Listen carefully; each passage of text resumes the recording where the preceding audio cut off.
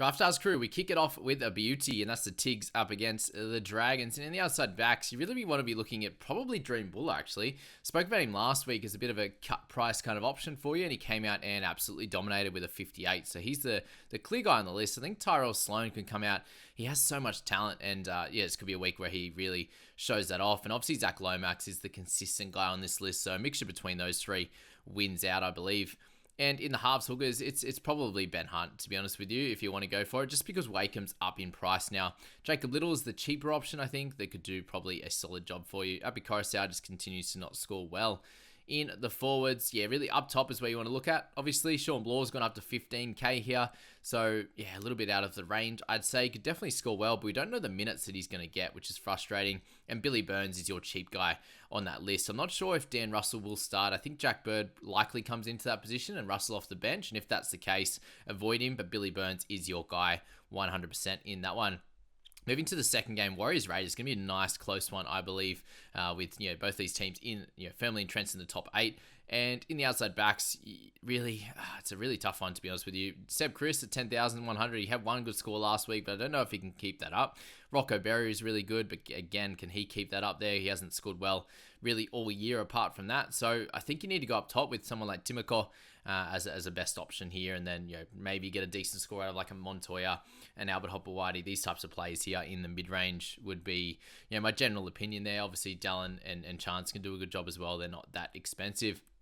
Metcalf had a cracker last week. Definitely a solid option again. Wade Egan doing great things at a 45 average, along with Dylan Walker in the last 3 as well. So a mixture between those couple, Metcalf and I think Johnson is your play there.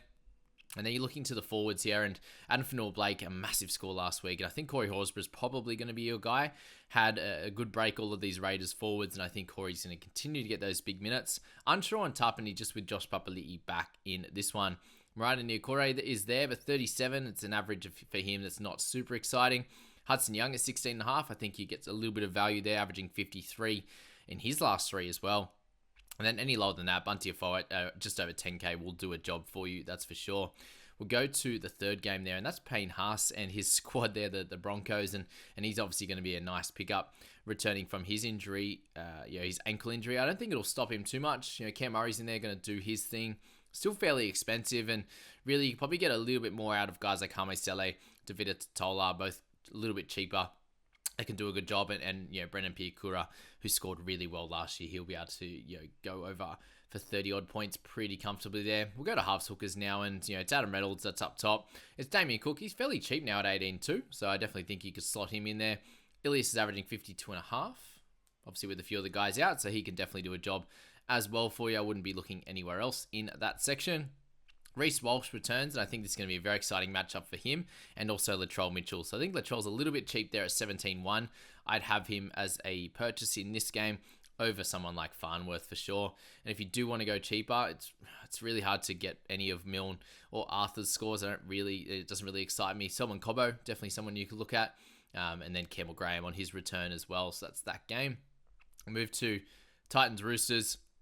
On the outside backs there, you've got Manu at centre now. Not super excited by that. Brian Kelly and AJ Brimson, I think, will score really well there in that section. You've got Billy Smith coming off a better score as well. So any of those 3, I believe, will do you justice in this one.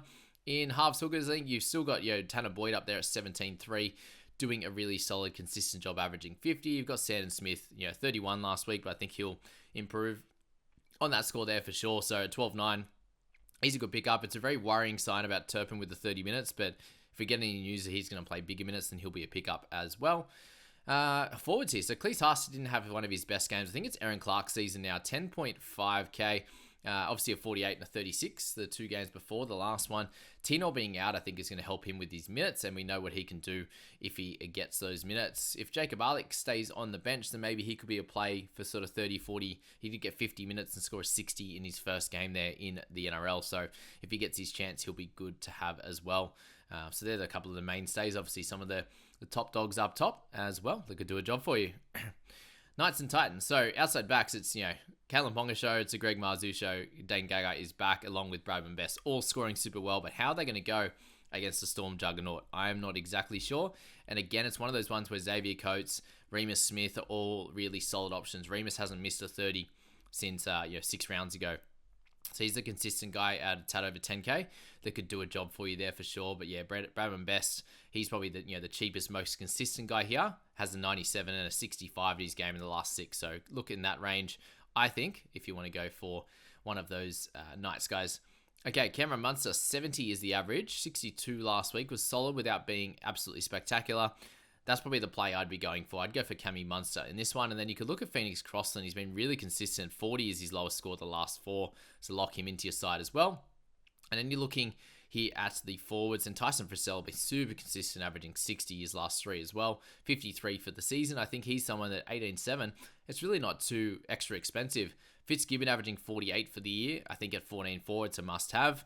And then from there, there's a couple of sort of mid-range guys that you could look at, but none of them are super exciting down below. So it might be like an Adam Elliott or a Saifidi, someone like that can get you a 35 to somewhere like near the 40 marks there for sure. Last 3 now, we've got the outside backs in the Cowboys versus the Eels, and Drinky continues to dominate, averaging 80. If you can have that, that's kind of Nico Hines territory. Cleary now that he's back.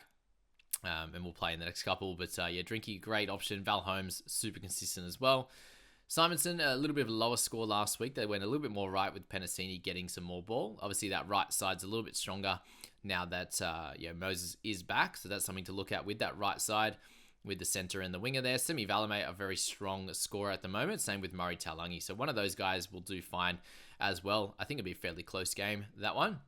And then Mitch Moses, 24.5k. It's very expensive, but I think, it's obviously worth it there. Brendan Hands is where the value is at the moment. A 30 and a 27 the 2 games before, but a 53 last week. He really looked at home, and obviously without that try assist, he's still in the 40s and doing a solid job. So I think you can get anywhere near a 35 plus from him, and you'll be happy days there.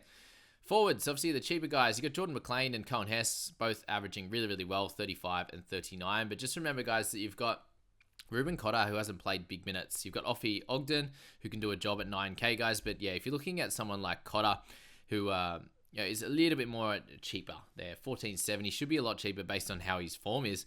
But he's someone that I think could get you some bigger minutes in this week coming up. So have a look at those for you guys there in that one. And we move on to, as I said, the Panthers there. They're coming up, and outside backs here is obviously, I think, any of the outside backs for the Panthers. And if you were looking at one for the Dogs, it would be Jacob Krause at 12.5. If you didn't have the cash to go up to some of these guys like To'o, which I think would be pretty crazy to not select To'o or Crichton in this one, given they're both 13k. At least one of them would be the play. Suni Taruva, not sure about the moment. So you're going to get some consistency out of these guys. And Isaac Tungo has been absolutely dominant, but is it worth spending that much when you're probably going to have to spend the 25k on Cleary? So that's completely up to you how you want to play that one out. So get Cleary in your side, and then move to the forwards. And Corey Waddell's been super consistent. When he plays big minutes in the 13 role, he scores great. So you saw a massive one at 74 last week. He has a 38 a bunch of weeks ago as well, and then some bigger scores in on the edge when he gets the big minutes. That's the thing. For the most part, he does have a low game in him though, so just be aware of that. Jackson Torpany played well last week for 48 on the edge, so he's another guy. I think you need to select those two, and then probably select one of the guys up top to try and get a try out of them. Yeah, Liam Martin's very cheap as well, so look at him at getting him in your squad, that's for sure. And Sharkies and the Seagulls, let's get that one to finish. And cheaper guys in there, not really of any interest to me. Ruben Garrick is one I would be very high on at 17.7. Obviously, he's a bit expensive, but yeah, he'll be good. Connor Tracy's the other one at 10.3. I don't think you can miss him in that center position.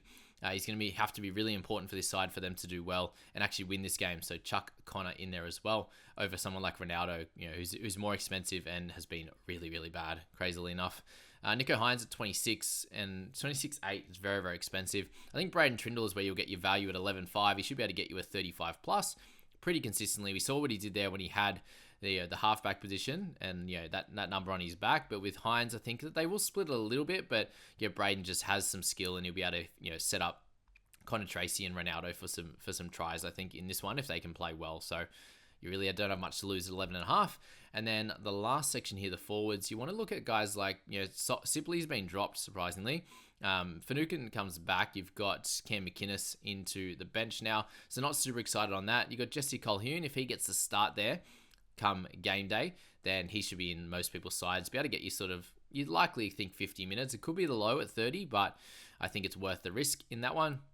And then, the middle guys, obviously all solid. Paseka's at 44. his average there, you've got Jake Trbojevic. There's not a lot of excitement. Britton Nicorai is going to be your best forward if you can afford him, but it might be pretty tough to do that. So that's the Draft Stars games, guys. So I wish you all the best of luck, and we'll see you in the next one.